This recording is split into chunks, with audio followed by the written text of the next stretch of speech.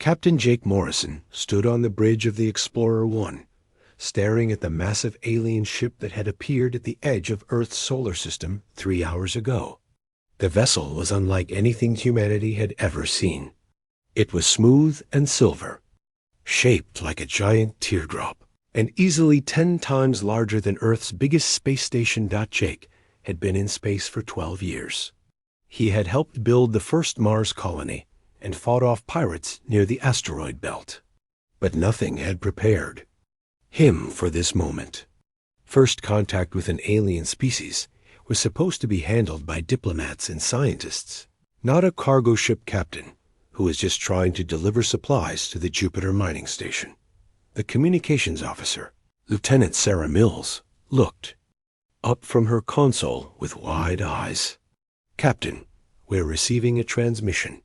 It's in some kind of alien language, but our computer is trying to translate it." Jake nodded and walked over to the main screen. The translation appeared slowly, word by word, as the computer worked to make sense of the alien message. What he read made his blood run cold. "We come to claim your world and subjugate your species. Prepare for immediate surrender or face total destruction." The bridge fell silent. Jake read the message 3 times, hoping he had misunderstood something. But the words were clear. The aliens weren't here for peaceful contact. They were here to conquer Earth. Jake had spent 2 years fighting off raiders who tried to attack human colonies. He knew a threat when he saw one. Earth's military had trained him to respond to hostile forces with strength, not fear. He turned to his communications officer. "Sarah, send this message back to them. Use our standard defensive protocol response." Sarah nodded and began typing. The message that went out was simple and direct. Any hostile action against Earth or its colonies will be met with overwhelming force. We do not surrender to threats. What Jake didn't know was that millions of miles away, on the alien ship called Celestial Unity, Ambassador Zixthara was having the worst day of his very long life. Zixthara belonged to a species called the Vorthans. They were tall, thin beings with blue skin and large eyes. For over 12,000 years, the Vorthans had been the galaxy's best diplomats. They had helped hundreds of species join the Galactic Council peacefully. They had never failed to make successful first contact with a new civilization. Until today, Zixthara stared at the translation that appeared on his screen. According to his computer, the humans had just sent him a formal declaration of war using the ancient challenge format that hadn't been used in the galaxy for thousands of years. "This cannot be right," Zixthara said to his aide, a younger Vorthan named Kylesith. "Check the translation again." Kylesith worked frantically at his console. "Ambassador, the translation is correct. The humans have declared total war upon our species and all allied nations. They have accepted our challenge using the old war speech of the warrior clans." Zixthara felt his heart sink. He had 4 hearts, like all Vorthans, and right now, all 4 were beating fast with panic. What challenge? "We sent them the standard peaceful greeting. We told them we come in peace to establish trade relations." Kylesith checked his console. Again, his face went pale blue, which for a Vorthan meant extreme fear. "Ambassador, there appears to be an error in our translation software. Our peaceful greeting was converted into their language as a demand for surrender." The ambassador sat down heavily in his chair.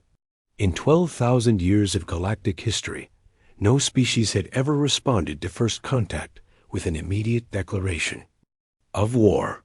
The Galactic Council had specific procedures for dealing with aggressive species, but those procedures assumed the aliens would at least listen to reason first. "Sir," Kylesith said quietly, "what do we do now?" Zixthara looked at the data about the human species displayed on his screen. They had barely left their home system. They had simple chemical rockets and basic nuclear weapons. Their total population was only 8 billion across 3 worlds. The Vorthan Empire alone had 400 billion citizens spread across 300 star systems. By every measure, the humans should be no threat at all. But they had just declared war on one of the most powerful civilizations in the galaxy. Either they were completely insane, or they knew something that the Galactic Council didn't. Back on the Explorer 1, Jake was already sending emergency messages to Earth. Admiral Lisa Parker received his report at Terran Defense Command, deep underground in the Colorado Mountains. She had been expecting this day for years, ever since Earth's first deep space telescopes had detected signs of alien civilizations. How long until they reach Earth? Admiral Parker asked over the video link. Jake checked his sensors. Unknown. Ma'am, their ship technology is far beyond ours. If they have faster than light travel, they could be here in days or weeks. Admiral Parker nodded grimly. She had spent her entire career preparing for this possibility. Earth's military leaders had always assumed that first contact might not go well. They had plans for every scenario, including war with a superior alien force. Captain Morrison, return to Earth immediately. I'm activating all defense protocols. If these aliens want to fight, we'll give them one they won't forget. What neither Jake nor Admiral Parker knew was that their response had already started a chain of events that would change the galaxy forever. The Galactic Council had rules about dealing with aggressive species. When diplomacy failed, they used force. But they had never encountered humans before. On the Celestial Unity, Ambassador Zixthara was preparing to send a message to the Galactic Council. The message would trigger the largest military response in galactic history. 500 ships from 12 different alien species would soon be heading toward Earth's solar system. The ambassador looked out at the small blue planet in the distance. It looked so peaceful and harmless. He couldn't understand how such a tiny world could produce a species bold enough to declare war on the entire galaxy. Kyleseth, he said, send word to the council. Tell them we have encountered a hostile species that refuses all diplomatic contact. Request immediate military intervention. As the message sped across the galaxy faster than light, Zixthara wondered if he was making a terrible mistake. But the humans had declared war first. The Galactic Council had no choice but to respond with force. Neither side realized that a simple translation error was about to start the biggest war the galaxy had ever seen. And neither side knew that humanity was about to prove that sometimes the most dangerous species isn't the one with the most advanced technology, but the one with the most determination to survive. 3 weeks after the first contact disaster, the Great Assembly Hall on Nexus Prime buzzed with activity. Representatives from dozens of alien species filled the massive chamber, their different forms creating a rainbow of colors and shapes. Some floated in energy fields, others stood on multiple legs, and a few existed as living crystals that sang instead of spoke. Representative Cormand of the Silicon Collective stepped forward to address the assembly. His body was made of living metal that shifted and flowed as he moved. When he spoke, his voice sounded like grinding gears. Fellow council members, we face an unprecedented situation. The species from Sol 3, calling themselves humans, have committed an act of aggression unlike anything in our recorded history. They declared war on the Vorthan Empire without any provocation whatsoever. A wave of shocked murmurs swept through the assembly. The crystalline hierarchy's delegate, shard singer Valinara, created a sound like tinkling bells that translated as laughter. This must be some kind of joke, her harmonic voice chimed. A species that has barely crawled out of their home system wants to fight the Vorthan Empire?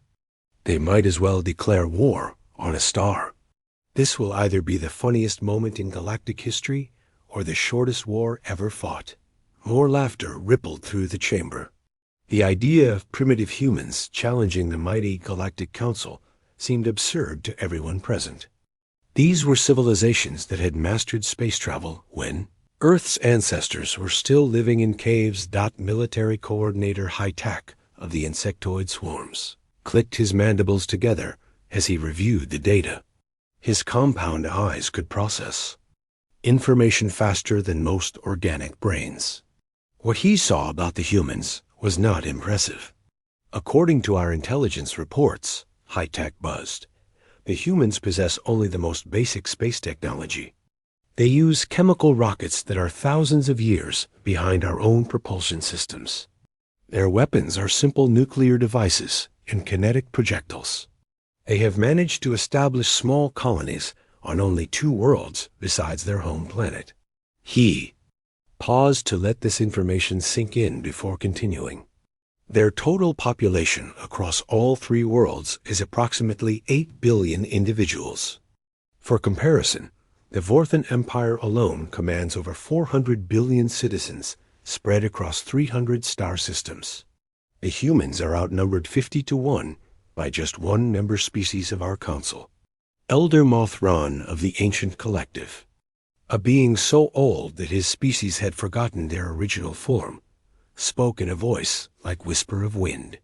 Perhaps we should attempt further diplomatic contact. Wars based on misunderstandings have happened before in galactic history.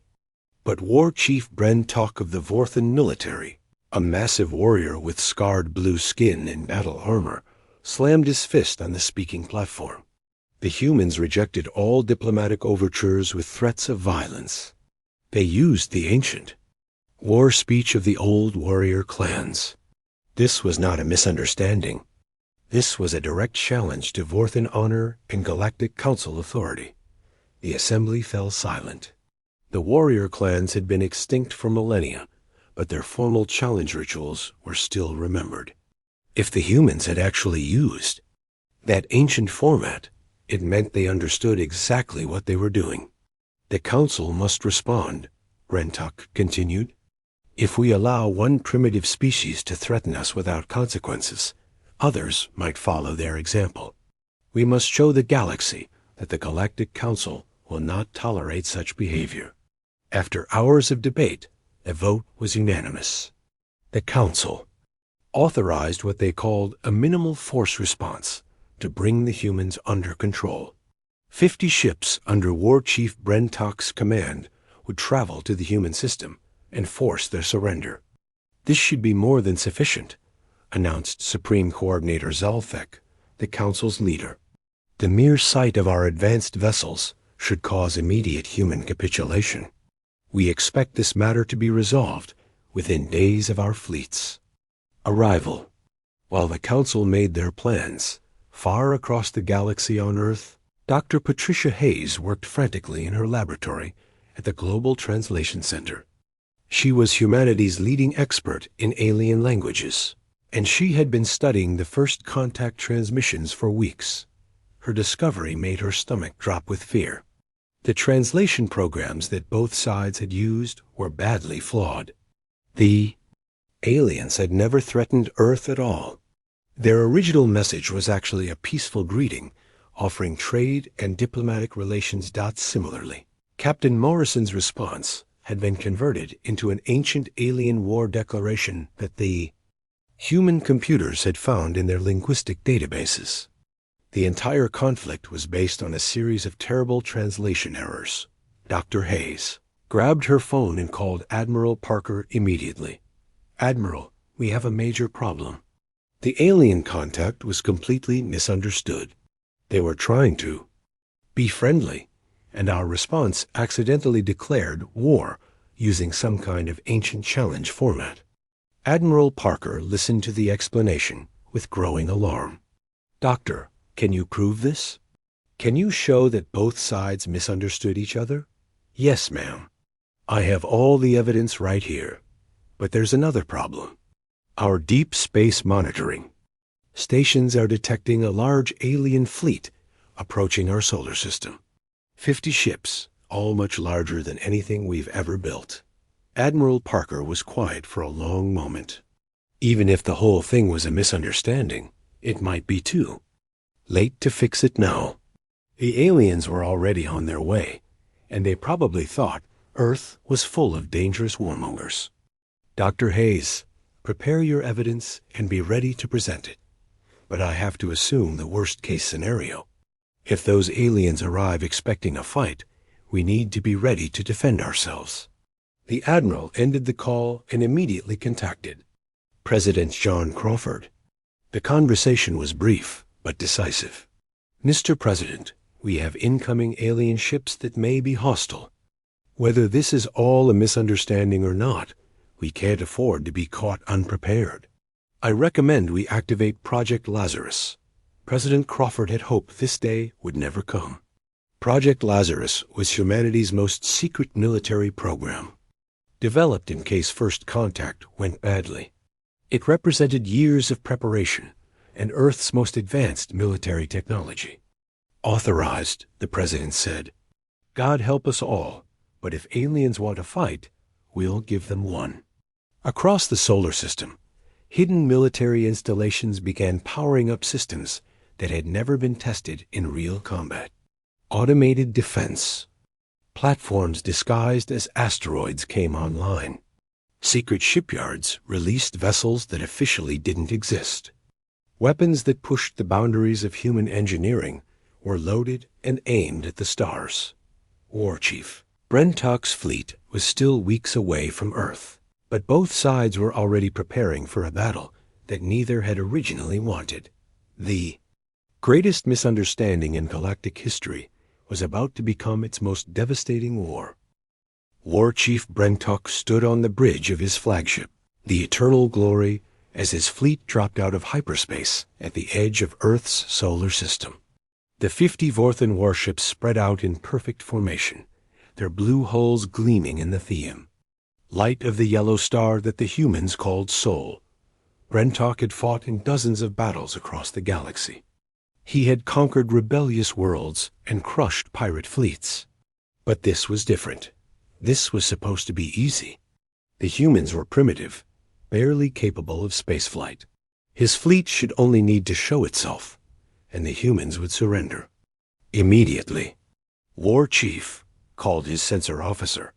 I'm detecting multiple contacts approaching from the inner system. They're moving very fast. Brentock looked at the tactical display with interest. How fast? Sir, they're traveling at approximately 30% of light speed. That's impossible for chemical rockets. The war chief frowned.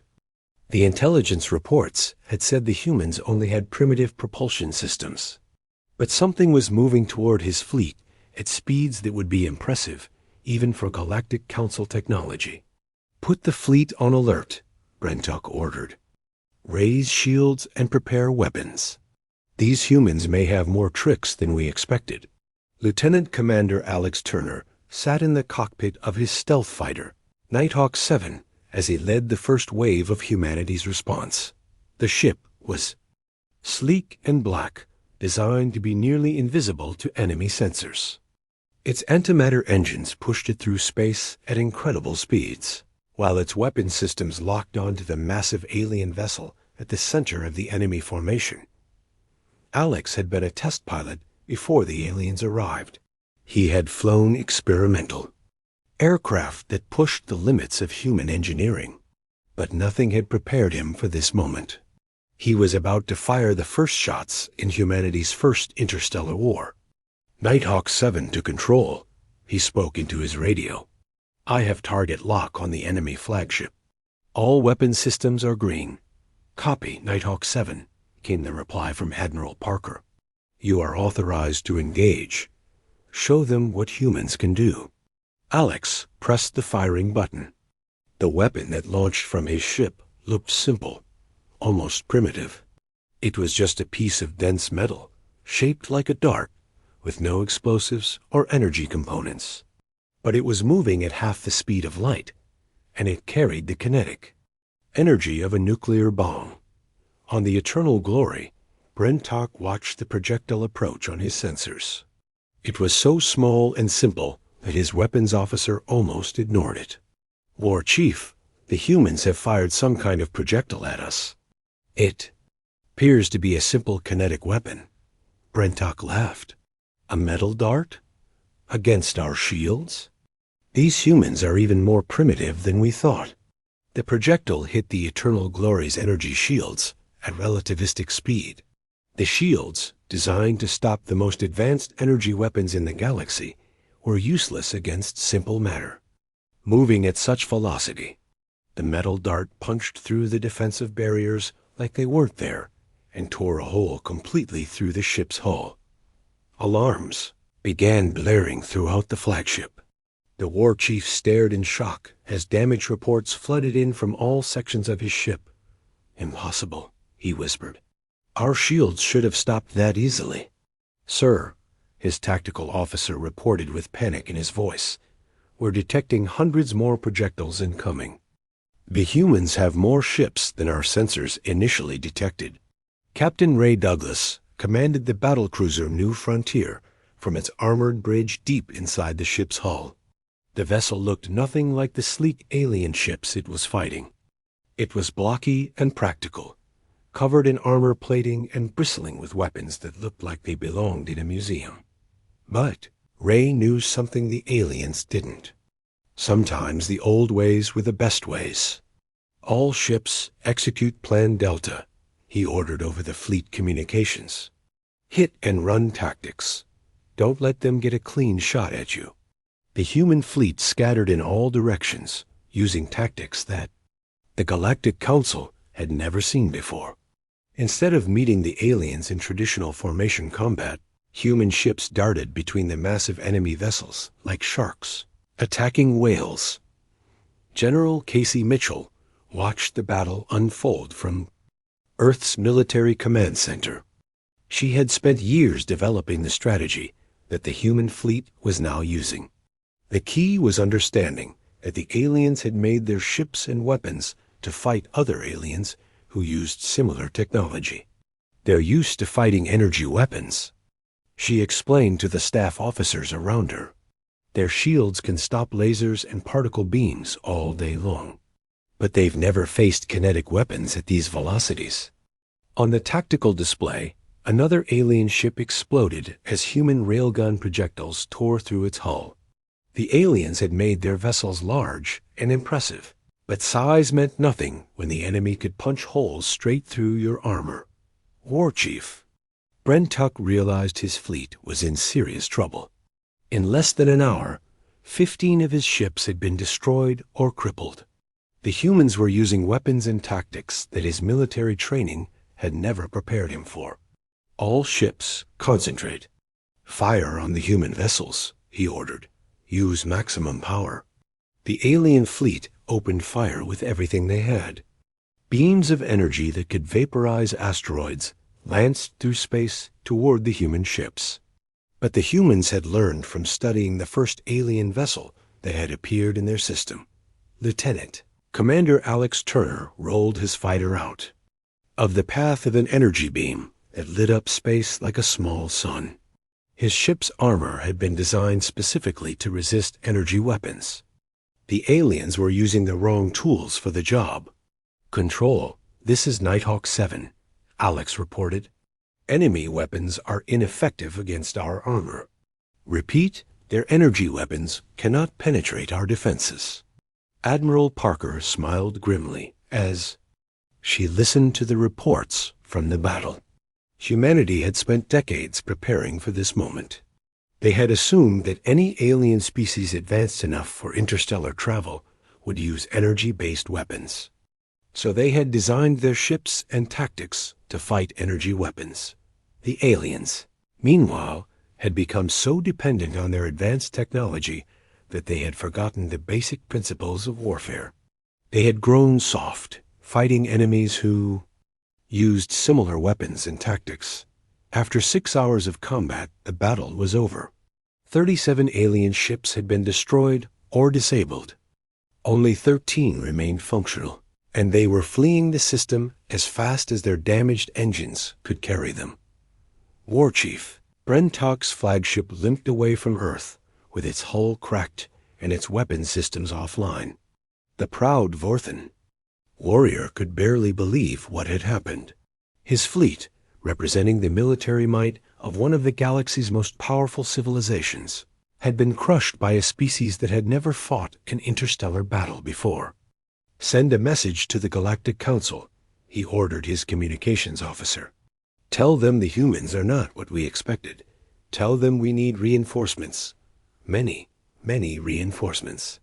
As the surviving alien ships disappeared into hyperspace, humanity celebrated its first victory in interstellar warfare. But Admiral Parker knew this was just the beginning.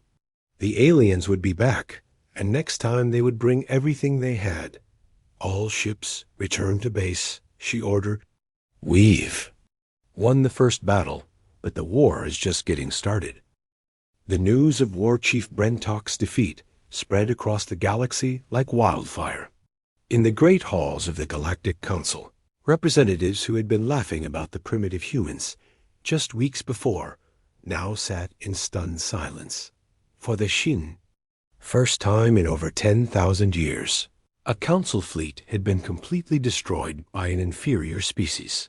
High Admiral Zekthar of the combined council fleet received the battle reports in his office on the military station Nexus 7. He was a veteran commander who had fought in dozens of wars across the galaxy. He had never seen anything like this. 50 ships, he said aloud, reading the report again. 50 of our most advanced warships, destroyed by a species that uses chemical rockets. His aide, Commander Plexor, stood nervously nearby. "Sir, War Chief Brentock reports that the humans used kinetic weapons at extremely high velocities. Their energy shields were completely ineffective." Zekthar threw the report down on his desk in frustration. "Kinetic weapons? Metal projectiles? We stopped using those weapons thousands of years ago when we developed energy-based systems. How can primitive bullets defeat our most advanced shields?" "Sir, according to the survivors, the human projectiles were traveling at significant fractions of light speed.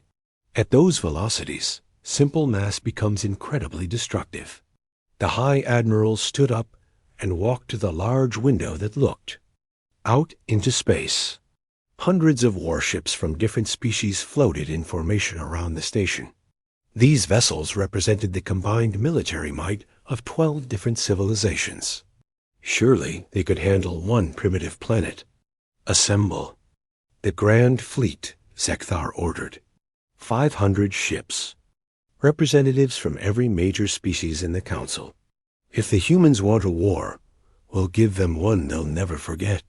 Meanwhile, on Earth, Admiral Kevin Santos had been placed in command of all human space forces.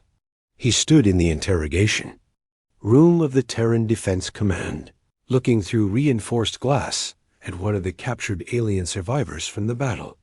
The alien was a Vorthan, similar to Ambassador Zixthera, but younger and clearly a military officer. His blue skin was pale with fear, and his large eyes darted nervously around the room. Dr. Patricia Hayes sat across from the alien with her translation equipment. After weeks of work, she had finally fixed the problems with the translation software. That had started this whole mess. "Tell him we want to understand what happened," Admiral Santos said. "Tell him we're not trying to hurt him." Dr. Hayes spoke into the translator, and the alien's response came back in clear English. "He says his name is Subcommander Veldon. He was part of War Chief Brentock's fleet. He wants to know why humans declared war on the Galactic Council." "Admiral." Santos leaned forward. "Ask him what he means." "We never declared war on anyone." The conversation that followed changed everything. Through careful translation, the truth finally came out. The original alien message had been a peaceful greeting offering trade and friendship. The human response had been accidentally converted into an ancient war declaration that no species had used for thousands of years. "My God," Admiral Santos whispered. "This whole war started because of a translation error." Dr. Hayes nodded grimly. "Both sides completely misunderstood each other. The aliens thought we were aggressive conquerors. We thought they were trying to invade Earth. But even as the truth was revealed, it was already too late. Long-range sensors detected a massive alien fleet approaching Earth's solar system. 500 ships from 12 different species, carrying enough firepower to destroy entire star systems. General Marcus Webb coordinated Earth's response from the underground command center in Colorado. The revelation about the translation. Error had reached the highest levels of government, but President Crawford had made a difficult decision. Even if this all started as a misunderstanding, the president had said, we can't ignore the fact that 500 alien warships are heading straight for Earth. We have to assume they're coming to finish what the first fleet started. General Webb activated protocols that had been in development since the first alien contact. Hidden construction projects throughout the solar system came online. The Sol Defense Grid, humanity's most secret weapon, began powering up. Captain Helen Foster commanded the Deep Space Reconnaissance Vessel Pathfinder, currently hidden behind one of Jupiter's moons. Her job was to provide early warning about the approaching alien fleet.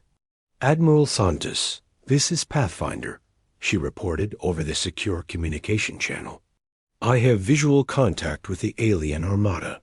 Sir, it's enormous. I count over 500 vessels of various sizes and configurations. The largest ships are bigger than anything we've ever seen. Admiral Santos studied the tactical display in the command center. The alien fleet was massive, but it was also moving in predictable formations. They were using the same conventional tactics that had failed War Chief Brentok in the first battle. Dr. Robert Chun, Earth's leading physicist, had been studying the captured alien technology for weeks. His discoveries had revolutionized human understanding of galactic warfare. Admiral, Dr. Chun reported, I've figured out why our weapons work so well against alien defenses. Their entire military doctrine is based on energy weapons. They've developed incredibly sophisticated systems for dealing with lasers, particle beams, and plasma weapons. He brought up a holographic display showing alien shield technology. But they've completely ignored kinetic weapons. It's like they've forgotten that simple physics can be just as deadly as advanced energy manipulation. Admiral Santos nodded. So their shields can stop a weapon that could vaporize a mountain, but they can't stop a chunk of metal moving fast enough. Exactly. They've become so focused on advanced technology that they've created a blind spot. Our primitive weapons are actually the perfect counter to their defenses. President Crawford addressed the nation from the Oval Office that evening. The speech was broadcast to every human settlement in the solar system. My fellow humans, he began, we face the greatest challenge in our species' history. A massive alien fleet is approaching Earth, and while this conflict began as a misunderstanding, we cannot ignore the threat they represent. He paused, looking directly into the camera. We have tried to resolve this peacefully. We have attempted to communicate the truth about what happened, but the aliens continue to approach with overwhelming force. Therefore, I have authorized the full activation of our solar defense systems. Around the solar system, hidden installations revealed themselves. Weapons platforms disguised as asteroids powered up their systems. Automated defense networks that had been built in secret over the past decade came online. Earth's most advanced warships, officially non-existent, emerged from hidden bases. High Admiral Zikthar's fleet was still days away from Earth, but both sides were now committed to a battle that would determine the future of the galaxy. The aliens brought superior numbers and advanced technology. The humans brought determination, unconventional tactics, and weapons designed specifically to exploit alien weaknesses. As captain, Helen Foster watched the alien armada through her ships. Sensors, she couldn't help but think about the irony of the situation. Humanity had spent decades preparing for a war with aliens, never imagining that the war would start because both sides had completely misunderstood each other. Admiral Santos, she reported, The alien fleet will reach Earth's outer defense. Perimeter in 72 hours. Whatever we're going to do, we need to be ready. Admiral Santos looked around the command center at the faces of his staff. These men and women represented the best of humanity's military leadership. They had trained for this moment their entire careers, even though they had hoped it would never come. All units, this is Admiral Santos, he announced over the fleet. Communication system. In 3 days, we face the largest military force in galactic history. They outnumber us. They have more advanced ships, and they control hundreds of star systems. He paused, then continued with a slight smile. But they've never fought humans before. They don't understand what we're capable of when we're backed into a corner. Show them that Earth doesn't surrender. Show them that humanity fights. High Admiral Zekthar's massive armada dropped out of hyperspace in perfect formation. 500 warships stretched across thousands of kilometers of space, representing the combined military might of 12 different alien species. The fleet included massive dreadnoughts from the Silicon Collective, fast attack ships from the insectoid swarms, and reality-bending vessels from the crystalline hierarchy. Zekthar stood on the bridge of his flagship, the galaxy's might, and looked at the small blue planet that had somehow defeated an entire Vorthan fleet. The planet looked peaceful and harmless from this distance. He couldn't understand how such a tiny world could produce warriors capable of destroying 50 advanced warships. Open a communication channel to the human planet, Zekthar ordered. Let's give them one final chance to surrender before we demonstrate the true power of the Galactic Council. The message that went out was simple and direct. This is High Admiral Zekthar of the Combined Council Fleet. You have attacked our forces and declared war on the galaxy's ruling authority. Surrender immediately or face complete destruction. On Earth, Admiral Kevin Santos received the message in the command center. He looked around at his staff, then at the tactical display showing the enormous alien fleet. Every person in the room knew they were facing impossible odds. Admiral Santos activated the communication system and sent his reply. This is Admiral Santos of the Terran Defense Force. You came to the wrong neighborhood. Zekthar stared at the human response in disbelief. Even facing a fleet that could destroy their entire solar system, the humans still refused to surrender. Either they were completely insane, or they had something up their sleeve that the Galactic Council didn't know about. The battle for Sol began when Admiral Santos gave a single command: activate the Sol defense grid. Throughout the solar system, objects that had appeared to be asteroids suddenly revealed their true nature. Hidden weapons platforms that had been disguised as Space Orcs powered up their systems and began targeting the alien fleet. Automated defense networks that had been built in secret over the past decade came online all at once. Captain Danny Price piloted the experimental warship Resolute as he led a squadron of human vessels in a desperate charge against the center of the alien formation. The human ships were tiny compared to the massive alien dreadnoughts, but they moved with speed and precision that the aliens couldn't match. All ships execute Plan Omega, Captain Price ordered. Hit them fast and hit them hard. The human fleet used tactics that the Galactic Council had never seen before. Instead of trying to match the aliens in formation combat, human ships darted between the massive enemy vessels like fighters attacking bombers. They used the aliens' own size against them, hiding behind the larger ships and attacking from unexpected angles. High Admiral Zekthar watched his tactical display with growing alarm as human ships tore through his formation. The humans were using the same kinetic weapons that had destroyed War Chief Brentok's fleet, but now they had hundreds of ships firing these devastating projectiles.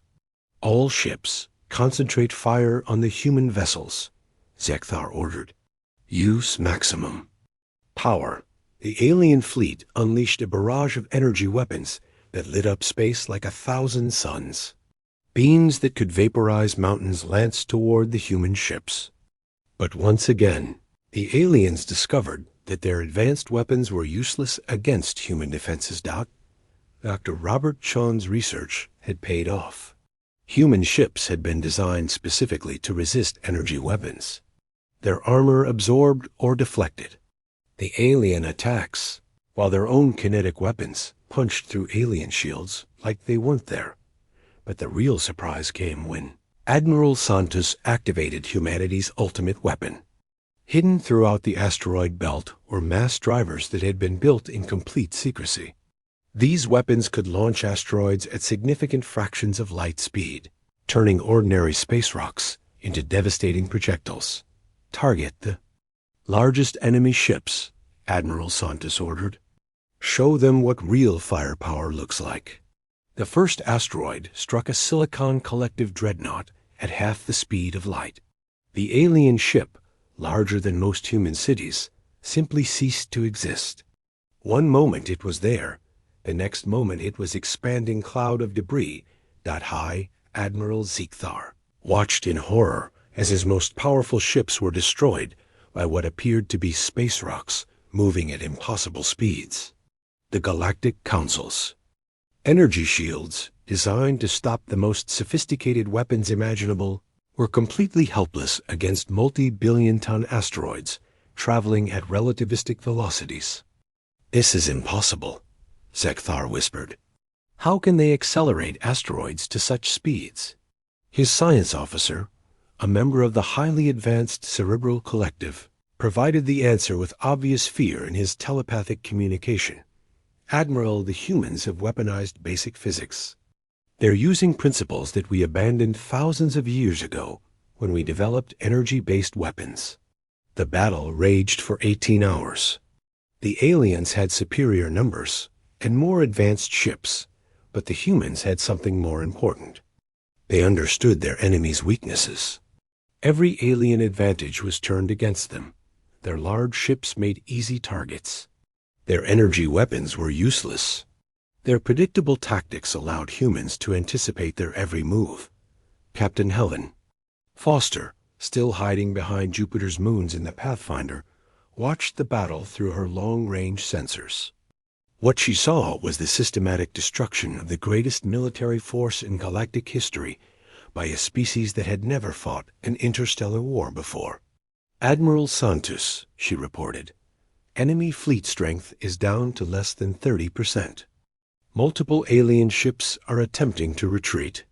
Admiral Santos looked at the tactical display with amazement. The massive alien armada that had seemed so threatening just hours before was now scattered debris and fleeing survivors. High Admiral Zekthar's flagship was crippled and drifting. His proud fleet had been reduced to burning wreckage in less than a day. With trembling hands, he activated the galaxy-wide emergency communication system. "All Galactic Council forces, this is High Admiral Zekthar," he broadcast. "I am formally surrendering to the human forces. Repeat, the combined Council fleet surrenders to the humans." The message reached every corner of galactic civilization within hours. The greatest military force in known history had been defeated by a species that had never left their home solar system until recently. Ambassador Zixthara, who had started this whole conflict with a translation error, now stood in the Oval Office. On Earth, the original misunderstanding had been explained and forgiven, but the balance of power in the galaxy had changed forever. President Crawford sat across from the alien diplomat, with Admiral Santos and Dr. Hayes present as witnesses. The peace negotiations had been surprisingly simple. The Galactic Council had no choice but to accept human terms. "Ambassador," President Crawford said, "we want you to understand that we never intended for any of this to happen. We're not conquerors or warmongers. We just wanted to be left alone." Zixthara's translation equipment worked perfectly now, thanks to Dr. Hayes' corrections. "Mr. President, I think you have misunderstood the situation. You are no longer the ones asking to be left alone. After what we have witnessed, every species in the galaxy wants to be left alone by you. The ambassador continued, his voice filled with respect and fear.